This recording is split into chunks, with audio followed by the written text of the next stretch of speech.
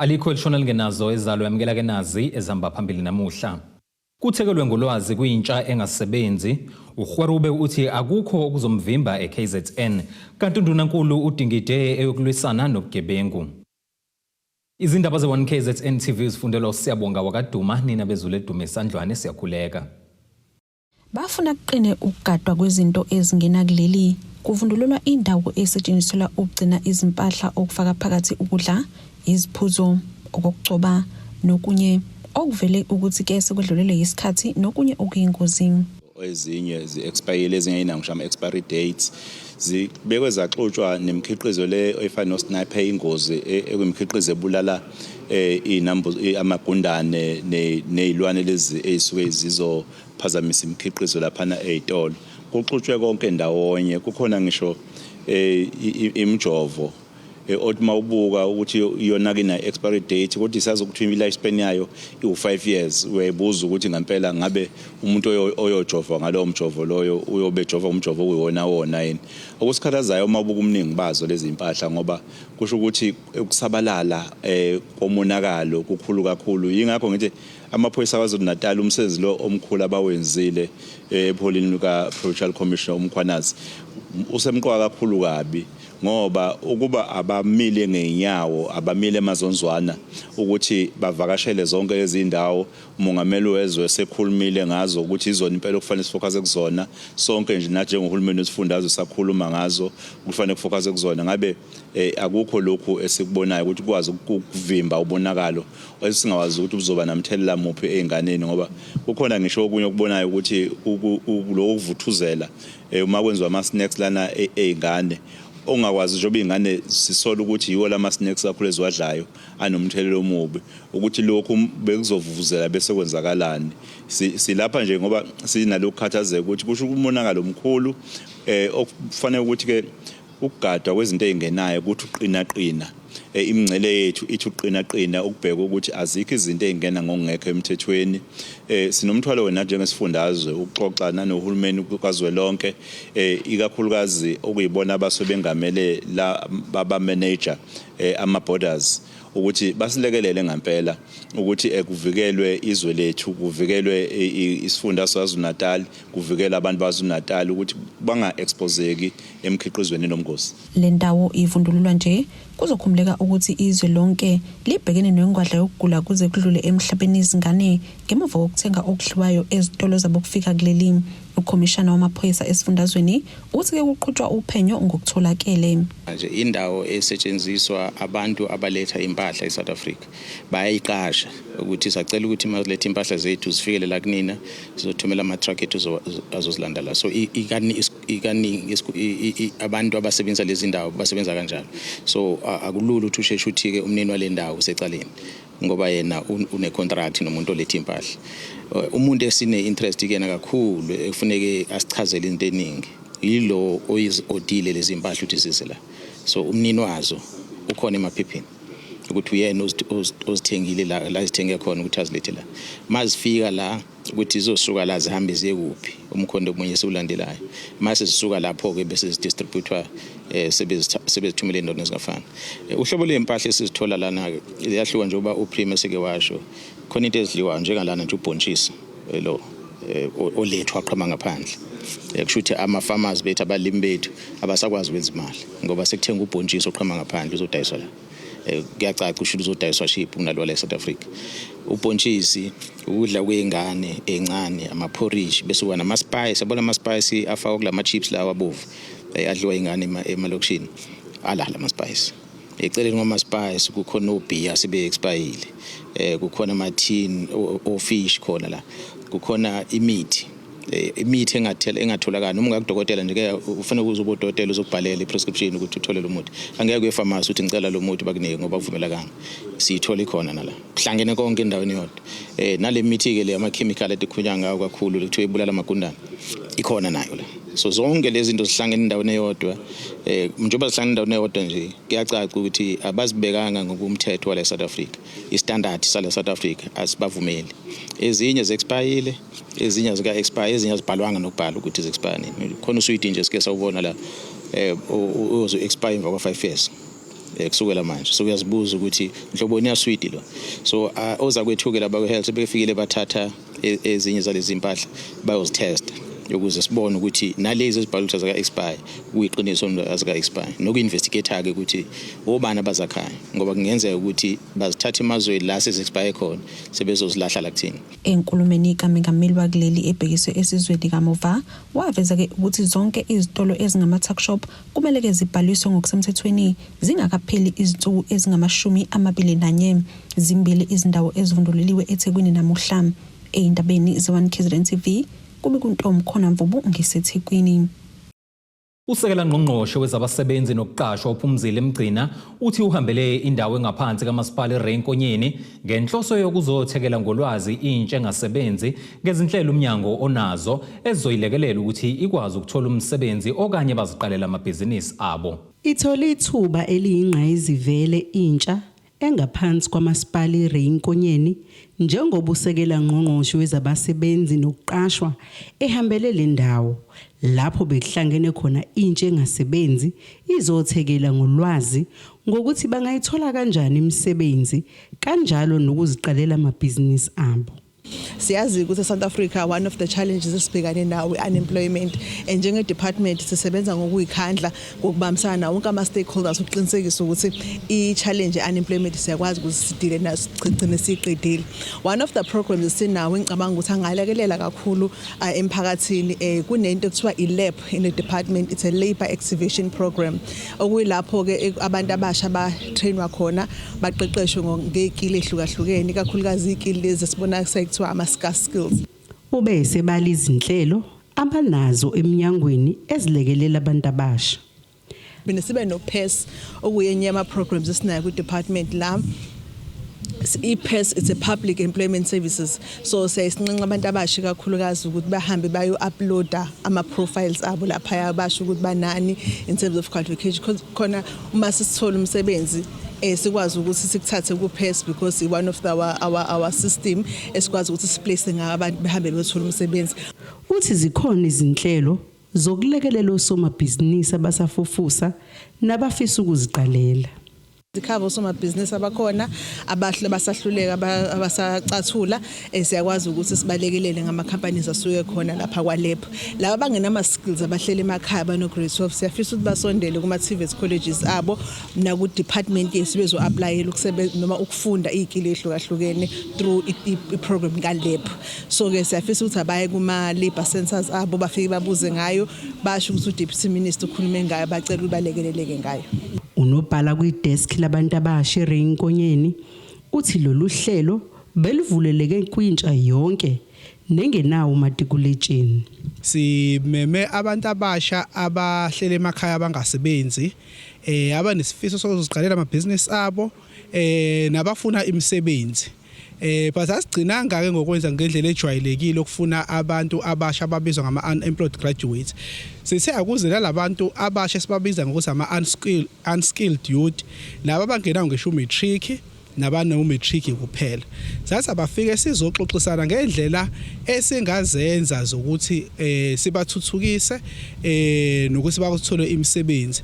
Ingakho sibize izinhlaka zahulumeni ezihlukahlukene okuhlanganisa ngisho usekela minister waka employment and labor. Intsha ebiyingxenye loluhlelo ithi lithakasele leli thuba. Ithuba la sesiliniwe khona uRenkonyeni Youth Council siyalibonga ngoba sesithole nokwazi ukuthi sabantu abasha yini esingayenza emphakathini yethu ukuthi siziqhakambise nathi uma usebenza noma ungasebenzi unebusiness. Uningi esikufundile ngoba imikhandlu eminingi ikhona and isinika information lesidingayo nokuthi futhi ke sikwazi ukuthi siqoqozeleke. Lo mbiko benuwethulelo zamando sicele wezindaba ze1 KZN TV ngiseMagate. Ungqongqoshe wezemfundo kuleli uSiviwe Rhwarube uthi akukho lapha angeke azeye khona futhi imizamo yokumvimba angeke iziphumelele. Usho kanje kulandela ukuthi ke ehlangabezane nembibizane uma ehambele isifundazwe kwaZulu Natal kwisigameko sokugcina amalungu enhlangano yothisha isathu abebhikisha ngaphandle kwesikole iDeda Primary Zwathini lapho Rhwarube ebeyonikela khona ke ngokusemthethweni ngezindlu zangasese. Ungqongqoshe wezemfundo ekuzolonke uSiviwe Rhwarube uthi uyazi ukuthi zikhona izinkinga ezibhekene nothisha ikakhulukazi kwisifundazwe KwaZulu-Natal, kepha uthi izindala engakangeni ngisho ehhovisi yena.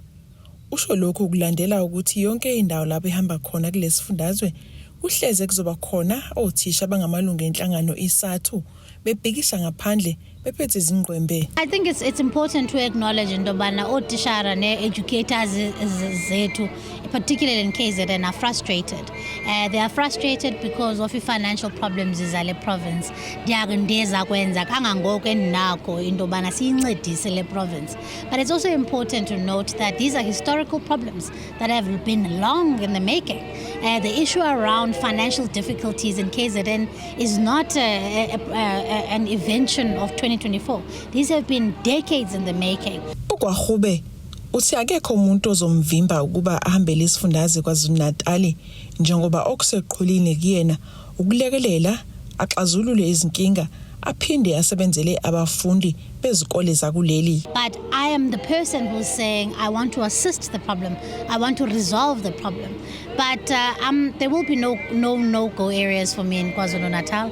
I have to do my work. I took an oath of office to serve 13.5 million learners and 500 million educators, and that's what I'm going to do. Amalunga enhlangano yothisha isathu asola uGwahube ngokungahloniphi umengameli wakuleli uCyril Ramaphosa ngesikhathi kusayina umthethosisekelo omusha iBela Bill.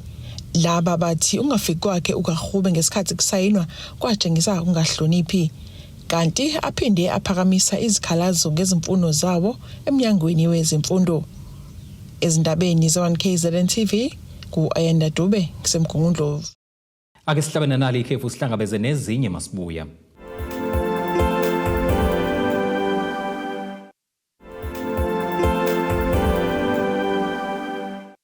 Sekubingelela sekwamukela ukuthi usanda kubukela izindaba zethu, nazi izihloko ezihamba phambili namhlanje. Kuthekelwe ngolwazi kuyintsha engasebenzi, uHwarube uthi akukho okuzomvimba eKZN, kanti undunankulu uDingide eyokulwisana nobugebengu. Undunankulu wesifundazwe KwaZulu-Natal uThami Ntuli uthi umnyango wezokuphepha nokuxhumana komphakathi esifundazweni kawunayo imali eyanele ukumelana nomsebenzi owuhlalele. uNtuli bekhuluma ngesikhathi eqhubeka umhlangano wokuqala womkhandlu wokulwa nobugebengu iCouncil Against Crime obubanjelwe eMayville eThekwini. Kukhalwe ngokungabi nemali eyanele kumnyango wezokuphepha nokuxhumana nomphakathi esifundazweni KwaZulu-Natal ngesikhathi eqhubeka umhlangano womkhandlu obhekelele ukulwa nobugebengu kulo mnyango. The Department of Community Safety and Liaising is not adequately funded. Fortunately, we have the MEC for money. He will actually develop some understanding after this council that we need more money. We cannot lease budget for a department that is responsible for what is fundamental in everything in our province. Because if we can be effective in fighting crime as a province, you'll see many things, in fact, unlocking. The issue of the investment, job opportunities, and the welfare of the people of KwaZulu-Natal. So it's important then that we well-resource the departments. Kulo mhlangano obungoqala uhlala kubhungwe ngabanzi ngezingqinamba ezikhona, amaqhinga angasetshenziswa ukulwa nobugebengu emphakathini, ukubaluleka kokwengezwa kwezinhlaka ezahlukene, ukubamba iqhaza nokunike okuningi. Owengamele uhlaka olulwa nobugebengu emphakathini bulekelela amaphoyisa uvezeke ukuthi ke bakhathazekile ngabantu abazibiza ngamalungu alezi inhlangano kepha bebeke benza ubugebengu. Ama-members e-CPF okokuqala ayaqeqeshwa ane-constitution. You must remember ukuthi thina sisebenza nge-Act ka-1968 of 1995 yokusebenzisana kwethu namaphoyisa. So alikho ilunga ka-CPF elisuka la lithi lu-CPF lithi liyobopha abantu lona ngokwalo noma lisilosha abantu. Lapho kusuka abantu abadlebelekile kodwa abayibiza nge-CPF. Yingakho manje sesine-uniform esinikeza abantu be-CPF ukuthi uma bekwenza nje umsebenzi we-CPF ababonakale nge-uniform ebhaliwe ukuthi CPF. Nale uniform uma ngabe usuyayiphuma ku-CPF uyayishiya kulicala ukuthi ubonakala igqoke ungasiyona imember ye-CPF. Siyawathatha ama-uniform ethu ukuze ingabi bikho lento ke. Bakhona ke abantu ababiza ngama-CPF, avesathi umuntu ngiyilunga le-CPF. Bafika emphakathini bazotshela abantu ukuthi bayababopha, bafika emphakathini bazotshela abantu ukuthi bafuna 1 2 3 izinto. Bebiza ngamalunga e-CPF. Siyasithi kumphakathi, fonelani station. Estation bafanele usihlalo westation, bafanele nobhala westation ukuthi ngempela lo muntu la noma laba bantu yibona baka CPF. CPF ayibashaya abantu, CPF ayabopha abantu. Kodwa CPF ya report ukuthi napho ubugame lapho sibona khona. Ayizona impimpi zamaphoyisa, indlela iconstitution esho ngayo ukuthi asebenzisana namaphoyisa. Hayi kuyibambela thina umthetho ngezandla zethu. Cha labo nje kusuka ngabantu abayikhohlakalele bese bebiza ngo CPF. Unconyo okusebenza ngokuzikhandla kwabakwaZidlodlo kanye nababambisene nabo ukulwa nobugebengu njengoba ke sezikhona indawo osebehlile kuzo. Njengama CPF la KwaZulu-Natal sinokujabula okukhulu ukuthi ngendlela esisebenza ngakhona namaphoyisa ikakhulukazi uCommissioner wethu ubaba Mkhwanazi ngendlela ubugebengu buliswana ngakhona. Ngiyafuna ukusho ukuthi noma ungeke behle iprovince yonke kodwa zikhona indawo eziningi ezehlile. Uzokhumbula ukuthi sinama district awu11 KwaZulu-Natal. Sineteshi ezo184 mangibeke eceleni ezu2 esanda kuvula. And ngaleyo ndlela kubugebengu ngiyabona balansile ukuthi ngathi nje impela ubugebengu buphezulu kakhulu KwaZulu-Natal ngaleyo ndlela. Yes zikhona indawo ezihluphayo njengeNanda nekwaMashu. Kodwa ezinye indawo uyabona ukuthi biyashayeka. Nanxa ezihlupha lezo gebengu lezo ndawo lezo. Indlela amaphoyisa ethu elisana ngakhona nobugebengu uzuthothi seziyabaleka zobukhanda kwezinye indawo ubugebengu other than KwaZulu-Natal. So siyakubona ukwehla kobugebengu KwaZulu-Natal. Kodwa ngeke sisho phela ukuthi hayi abusekho noma sekumncane kakhulu. Kodwa kwamanye ama-areas bushayekile kuney'teshi kade ziphezulu sezehlile ngobugebengu. Ey'ndabeni ze-1 KZN TV kubikwa uNtombi Khonamvubu ngesethekwini. Abahlaziyi bezepolitiki baveze ukuthi ukuba nguNdlovu kayiphikiswa kokamongameli weqembu iFF uJulius Malema kuzodala uqhekeko kuleli qembu. Lokhu bakusho emva kokuba omunye oyishoshovu saleli qembu uDokotela uMbuyiseni Dlozi evaliwe ukuthamela ingqungquthela yokukhethwa kwabaholi ezobe iseGoli ngenyanga ezayo. Abahlaziyi bezepolitiki bathi indlela uJulius Malema aziphethe ngayo kuleli qembu kuzodala uqhekeko. Kuzokhumbula ukuthi kuwo lo nyaka seke kwaphuma nabantu akade bebalekile kuleli qembu njengomnumzana uShimbavu. Laba bathi uNdlozi ngomunye wabantu abanogazi ikakhulukazi entsheni kanti bathi kumele kuchazelwe amalunga leli qembu ukuba kungani kuvala uNdlozi kulomhlangano ozobe unge-13 kuZibandlela oyogoqwa ngomhla ka-15. Baqhube ngokuthi uMalema uzibulalela yena iqembu uma engakwazi ukusebenzisana nabantu kanti lamalunga athi azoqhubeka nokuphuma ubuthaphuthaphu uma kuqhubeka ngalendlela. Baphinde baphakamisa ukuthi ukumiswa kwabantu abafana noNdlozi kufanele kube nesizathu esinqala kanti ungabekwa kwezinto obala kuleli qembu yikho kuzoba nomthelelo ekutheni kudalele uqhekeko. Thobeka Dladla indabeni ze-1 KZN TV ngise-Newcastle. Ubhekene nengwadla umndeni wakwaDube ethandaza emfolozana kwesakamthethwa kulandela ukuthi kuqubuke umlilo ongaziwa ukuthi udalwa yini nosushise izindle ezine ezakhele lo mndeni. Ilungu lomndeni uMpume Dube uthi sebezame konke abebecabanga ukuthi ke kuzobasiza ukuqeda lo mlilo kodwa ukho umehluko owenzakalayo kunalokho nje isimo siyabhebhetheka njengoba usuku nosuku behlezi bewugadile. Kungaphezulu kwezinyanga ezintathu lo mndeni kulokhu ubhekene nenkinga yokuthi ke kuvele kuqubuke umlilo abangawazi ukuthi uqhamukaphi.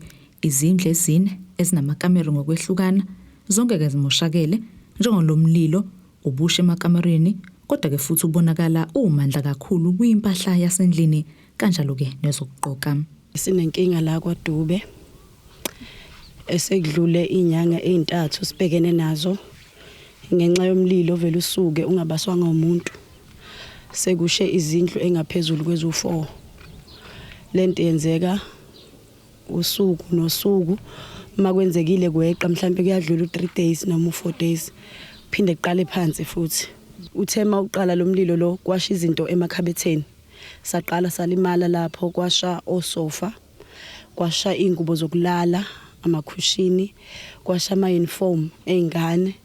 Konke lokho sibhekene nakho nje. Kahlahle lo mlilo bamandla ezintweni ezizimpahla.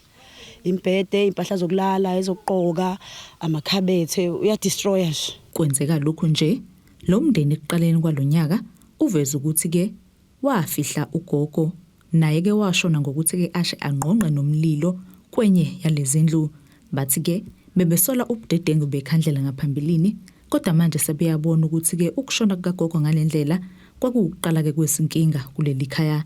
Bathi ke akukho abangakuzamanga kodwa ke namanje usizo abalithola indawo. Sesihambile kakhulu.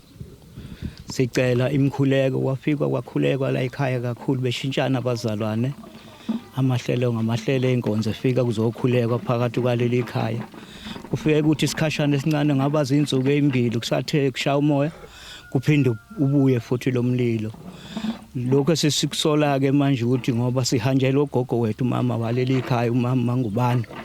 Kuhambe ngoJanuary watholakala nje nayi indlu isha sasola ukuthi mhlambe kwaba ubudedengu beingane ngokushiya ikhandlela kodwa manje sesiyabona ukuthi hayi akibe ubudedengu kunomuga nje okhona esingasi ukuthi uqhamukapi kanjani kodwa sesisame ngayo yonke indlela ukuthi sizame ukuthi kulungiseke lo besicela kakhulu abangaba nosizo besilekelela ukuthi yipi indlela mhlambe esingasizakala ngayo noma esingaphuma ngayo kulenkinga esibhekene nayo. Iqala ke lenkinga basitshela ukuthi ke into ezodlula njengoba kuze kube yimanje bengalithola usizo bathi njengamanje sebesaba ngisho ukulala ngoba lo mlilo abawubona ukuthi uqala nini kanjani base bacabange ke nokuthutha endaweni bayeka ngoba besabela ukuthi la bazothuthela khona mhlawumbe bazofica inkinga efanayo ngoba ke umsuka wenkinga abazi ukuthi yimini. Sibekwe kwenze ukuthi sengicheckile kuleyo ndlu usale kushe emva kwami.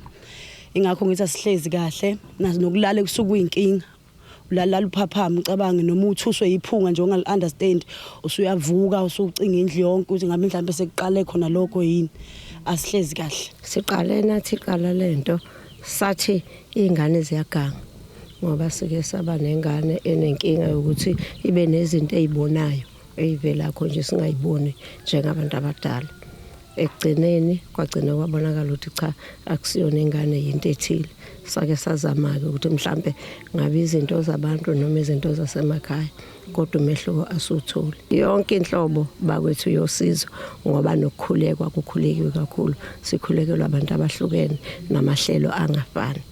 Sicela nje usizo mhlawumbe uma kukho noma kwaba nalenkinga asho ukuthi cha ngasizakala la nala ngasizwa kanje.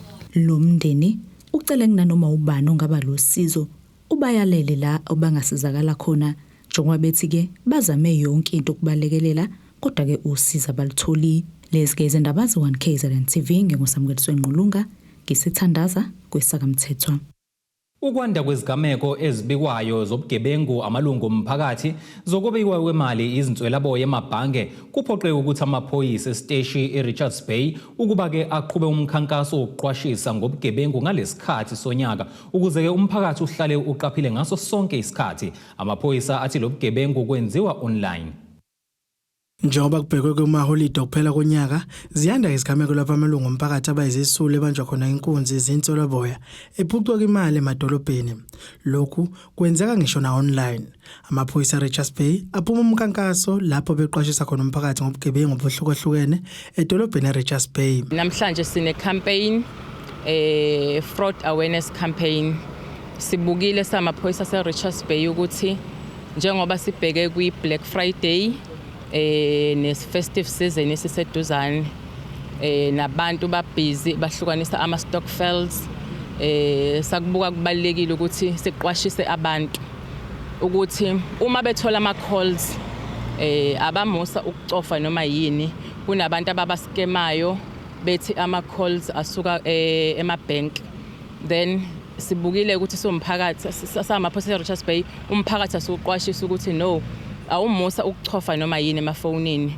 Senzele oluhlelo sihlanganiselene namabhank ala eRichards Bay amabhank awu5 amakhulu aziwayo ukuthi sisize umphakathi ngoba lokho kunyusa kakhulu necrime. Maningi amadocket amaningi avelayo ngokwe statistics kwe crime ama fraud dockets. Umkhize uthi ubugebengu omningi benzeka na online. I-fraud eningi mangacacisa nje yenzeka ngokwama cellphones. It's whereby abantu bengena ku Facebook bechofa bethenga izinto online. That is where i-crime iqala khona. Ingakho ke siphumile ukuthi abafunda abantu ukuthi i-cellphone abamusa ukuchofa nanoma yini kuyona ngoba vele ila khona ubugebengu obuningi kwenzakala khona ngokwe cellphones. Uphethe nguba exwayisa abemfelandawonye izimali izidokofela ube ngantonti nemali yabo ephethe ngezandla ukuze begweme amathuba ukuba bebanjwe kenkunzi. Ngokwama pamphlets esiwaphethe la kukhona la khona sibaqwashisa khona ukuthi ucash abamusa abantu ukuphatha ikakhulukazi idokfel nje ngokujwayelekile istokfel masihlukaniswa suke sinemali enkulu ka cash. So abamusa ukugcina ucash emakhaya but ucash awube sebank uma sebezohlukanisa kube ukuthi imfihlo yabo nebank nama members estokfel behambe bohlukanisa le bank not ukuthi ucash ube phansi kwemicamelo because ila khona abathola beyizisulu khona zobugebengu. Ezindabeni ze1 KZN TV kube iNkosi Mthembu eRichards Bay. Ake siphinde sihlabene nale lenye ikhefu futhi sihlangabeze nezinye masibuya.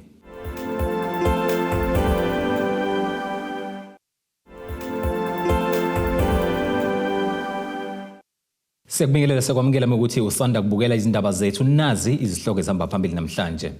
Kuthekelwe ngolwazi kuyintsha engasebenzi, uHwarube uthi akukho okuzomvimba eKZN, kanti undunankulu uDingide eyokulwisana nobugebengu. Kuleli qophela ke singene sijule engosini yezomnotho.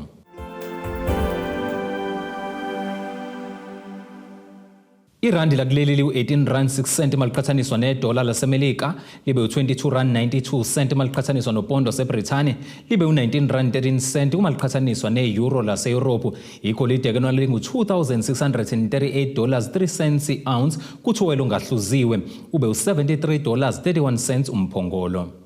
Ake sikubhekele ngosini yezemidlalo. Iqembu lesizwe lakuleli iBafana Bafana iphothule ngesitayela imidlalo yayo yokuhlungela umqhudelwano weAfcon Cup of Nations okuyiAfcon ngamafuphi nezobanjelwe eMorocco ngonyaka ozayo. Elakuleli libhaxabuleka kuhlunga iSouth Sudan ngamagoli amathathu eqandeni. Ngokunqoba ke lo mdlalo likwazile ukuqeda kuGroup K lihleli esicongweni. Amagoli aleli qembu avalelwe enethini uIkram Reyners, uPatrick Maswangayi kanye nepenalty kaTeboho Mokoena. Lo mdlalo ke obubanjelwe enkundleni iDHL eKapa abalandeli bebephume ngobuningi babo njengoba namathikithi adayise aphela. Ake sikubhekele isimo sezulu esingalindeleka.